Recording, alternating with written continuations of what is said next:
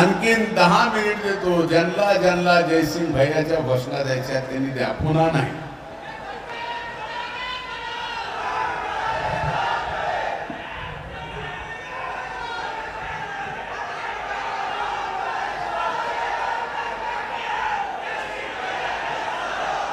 आज आपल्या बीड नगरीमध्ये, माजलगाव नगरीत राज्याचे उपमुख्यमंत्री, आपल्या सर्वांचे लाडके नेते यांचं या जिल्ह्याचा पालकमंत्री म्हणून, परळी वैद्यनाथचा आमदार म्हणून मी आपल्या सर्वांच्या वतीनं या जनसन्मान यात्रेच्या निमित्तानं दादांचं आपल्या मातीत मी मनपूर्वक स्वागत करतो.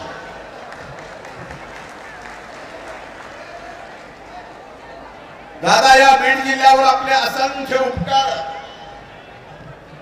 या बीड जिल्ह्यानेही आपल्यावर भरपूर प्रेम केलं. पण ही जन सन्मान यात्रा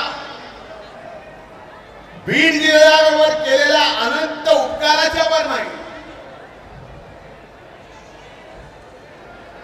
तर महाराष्ट्रामध्ये एक योजना तुम्ही अशी आणली, या योजनेचं नाव माझी लाडकी बहीण. इथं आलेल्या आमच्या सर्व मायमाऊल्या ज्यांच्या खात्यावर 15/2/3000 बरोबर जमा झालेत का नाही? हात वर करा बरं. अशा करोडो मायमाऊल्यांचे या महाराष्ट्रातून तुम्ही आशीर्वाद घेत हा महासन्मान यात्रा तुम्ही आज माजलगावला आणली. हे आशीर्वाद कायम तुमच्या पाठीमागे राहणार आहेत, कारण हे आमच्या माय माऊलीचे आशीर्वाद आहे. ज्यावेळेस बजेटमध्ये दादांनी हे घोषणा केली, ही घोषणा केल्या केल्या विरोधकांचे तर धाबे जाणले. ते म्हणजे असं कसं शक्य आहे? महिलेच्या खात्यावर 1500 रुपये महिन्याला कसं दान देणं शक्य आहे? पुन्हा म्हणले ही फसवी योजना आहे, ही पूर्ण होऊ शकत नाही. पुन्हा म्हणले महाराष्ट्रात दिवाळखोरीत काढणार का? अशा सगळ्या गोष्टी झाल्या तरीही दादांनी तुमच्या खात्यावर 2 महिन्याचे एकदाच 3000 रुपये दिले. आता 3000 रुपये पोहोचल्यावर हेच विरोधक आता म्हणतात, अरे ही अशी कशी योजना, ही योजना जरा बघावं लागेल, आम्हाला या योजनेच्या विरोधात कोर्टात जावं लागेल. अरे जर आमच्या माय माऊल्यांना आम्ही महिन्याला सरकार म्हणून 1500 रुपये देत असू, तर कोर्टामधून ही योजना थांबवायचं पाप या ठिकाणी विरोधी पक्षाचे काँग्रेस, तुतारी, मशाल एकत्र येऊन करायला. हे पाप त्यांनी जे करायला लागलेत, याच महाराष्ट्राच्या मातीत, याच मायमावलाच्या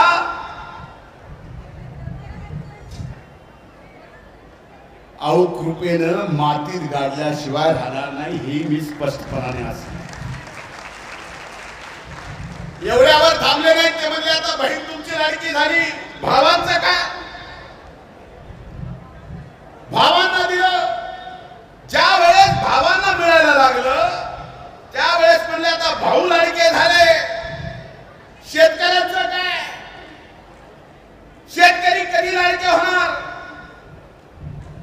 आता बहिणीवर योजना केली, त्याच्यावर आरोप करता येणार. भावाला दिलं, त्याच्यावर आरोप करता येणार. आता राहिलं शेतकऱ्याचं. आता शेतकऱ्याचं नशीबच असं आहे की जगाच्या पाठीवर एकमेव ही शेतकऱ्याची जात आहे जी उघड्या आभाळाखाली आपला व्यवसाय करते. पहिलं संकट जर कुणावर पहिल्यांदा जगाच्या पाठीवर येत असेल तर ते संकट आमच्या शेतकऱ्याच्या नशिबी येतं. म्हणून शेतकऱ्यांच्या बाबतीत अनेक टीका या ठिकाणी झाल्या. खरं तर मी परळीच्या राज्य कृषी प्रदर्शनाच्या दिवशी जाहीरपणाने बोललो.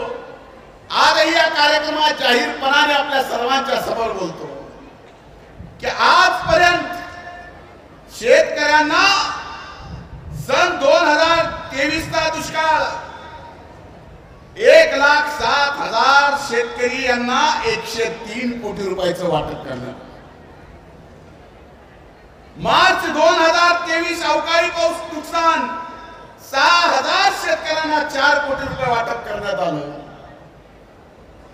एप्रिल 2023चा अवकाळी पाऊस नुकसान झालं 12,500 शेतकऱ्यांचं 9 कोटी 35 लाख रुपये मिळाले. 2022 ला अतिवृष्टीचं नुकसान 3,10,000 शेतकऱ्यांना 345 कोटी रुपयाचं अनुदान वाटप केलं. 2022-23 सततचा पाऊस ज्याच्यामुळे नुकसान झालं 32,000 शेतकऱ्यांना 157 कोटी रुपयाचं वाटप आपण या ठिकाणी अनुदानाचं केलं. ऑगस्ट 2024 ला आपल्याही भागात मी येऊन पाहणी केली. शेतात सोयाबीन आणि कापसाच्या कमरा एवढ्या पाण्यात मी स्वतःही फिरलो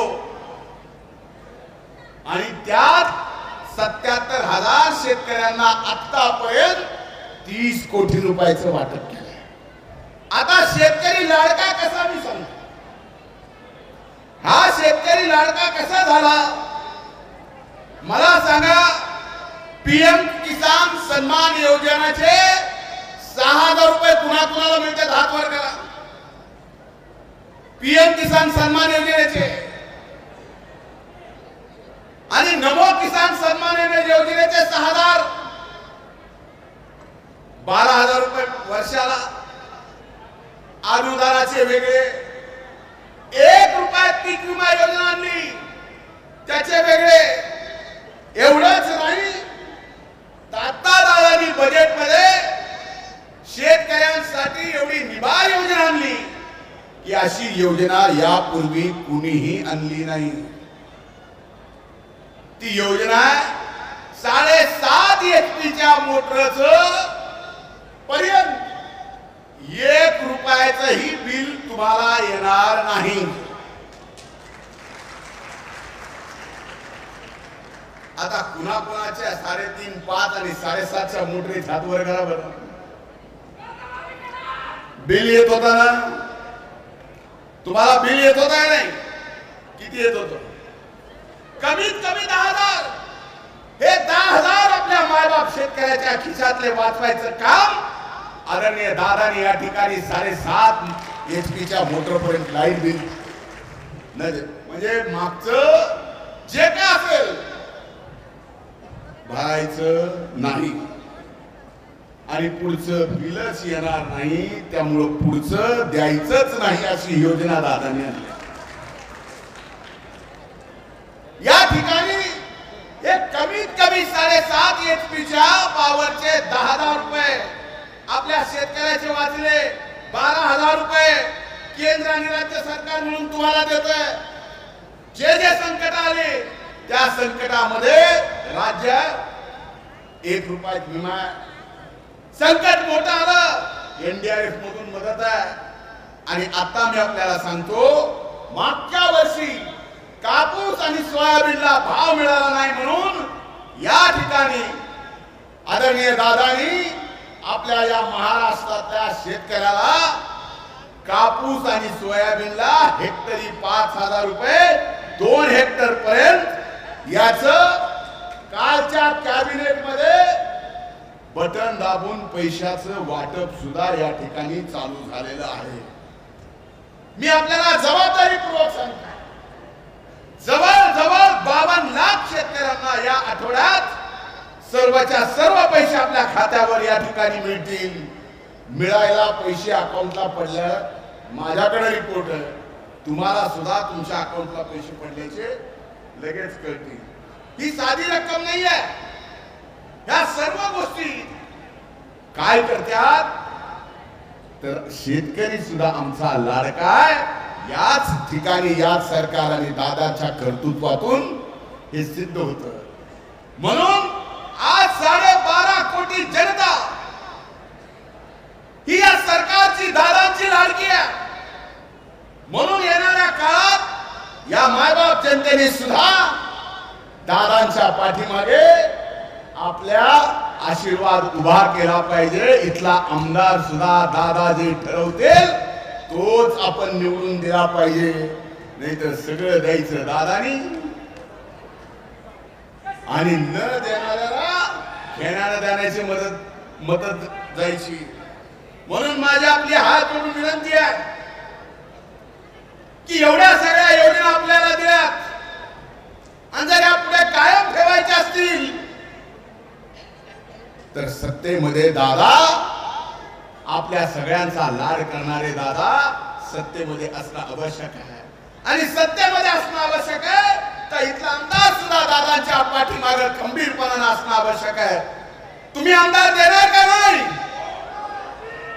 खूप खूप धन्यवाद. जय हिंद, जय महाराष्ट्र.